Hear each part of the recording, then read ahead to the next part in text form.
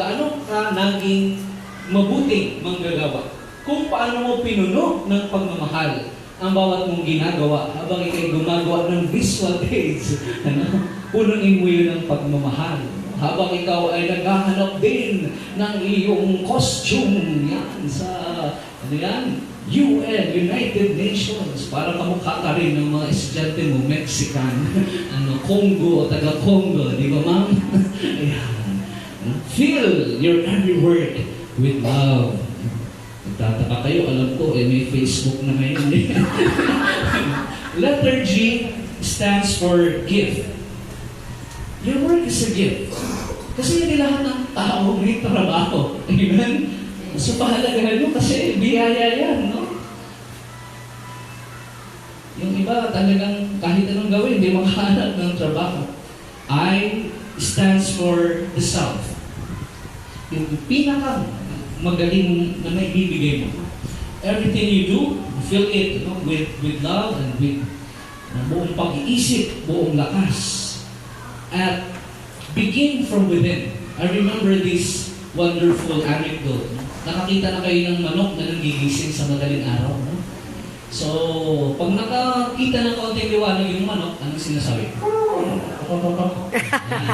Tapos, tumitila ako ba agad? Hindi ka, namiling-alingan. Tapos,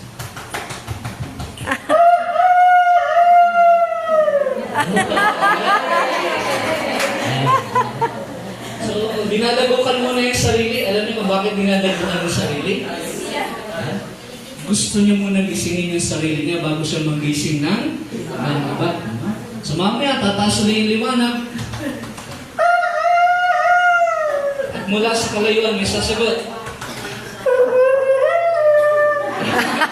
Mula sa kalayuan, may isa pang sasagot.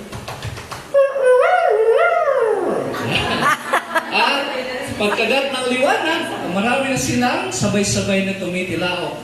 Na silang lahat na naghintay ng liwanag sa gitna ng dilim. Begin with the self. Begin with the I. Kung gusto niyo turuan ng pagiging masipag yung mag-aaral, dapat masipag kayo. No? Hindi lang sa kwentuhan, hindi lang sa ibang bagay, kundi sa pagmamahal, sa pagtuturo. And letter N, new.